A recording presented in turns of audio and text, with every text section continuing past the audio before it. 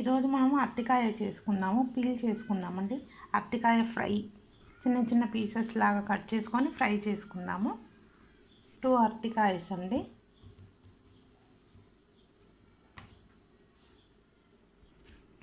ఒక ఆనియన్ కూడా పొట్టు తీసుకుందామండి.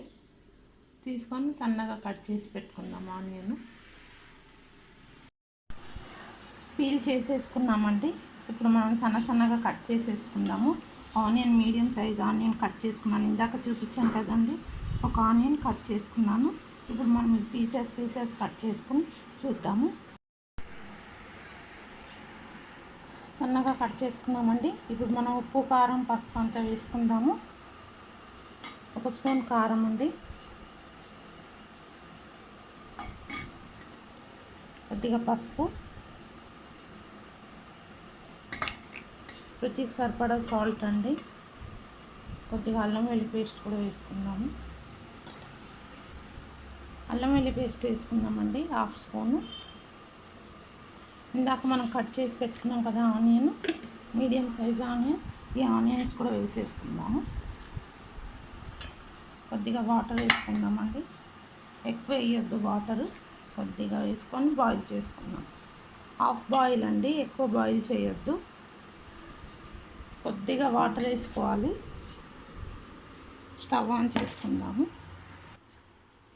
చేసుకుందామండి.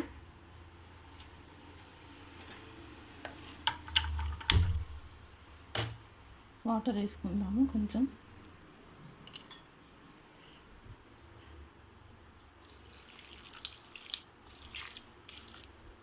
అంతే అండి, ఎక్కువ వేసుకోకూడదు, మెత్తగా అయిపోతుంది. మూత పెట్టుకుందాము. ఒక 7-8 మినిట్స్లో తీసేయాలండి.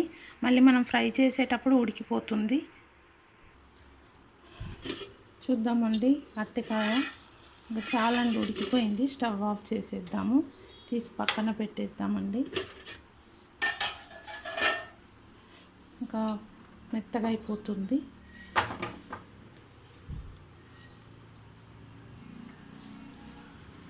మనం స్టవ్ ఆన్ చేసుకుందామండి. కడాయి పెట్టుకుందాము.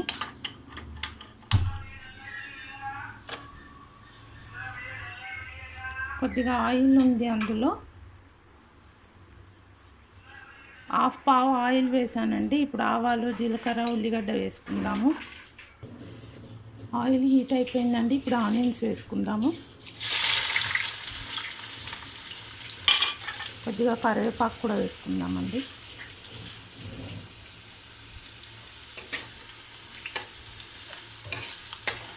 ఇందులో కరివేపాకు కూడా వేసేసుకుందాము.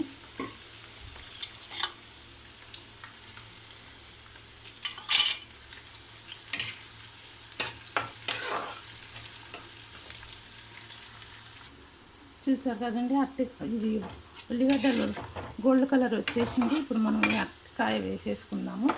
బాయిల్ అయింది కదా, ఇదంతా ఇందులో వేసేసుకుందాము.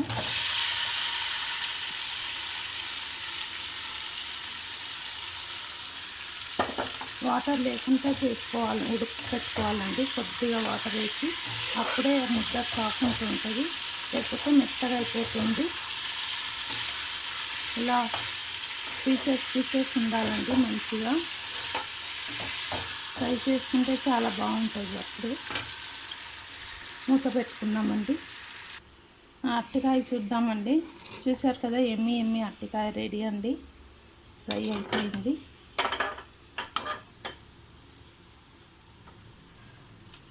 మీరు కూడా ఇలానే చేసి తినండి. Stove off చేసేద్దామండి.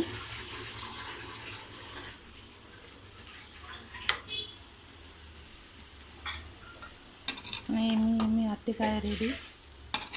ఇలా పొడిగా కావాలండి, వాటర్ ఎక్కువ వేయకుండా చూసుకొని చేసుకోండి.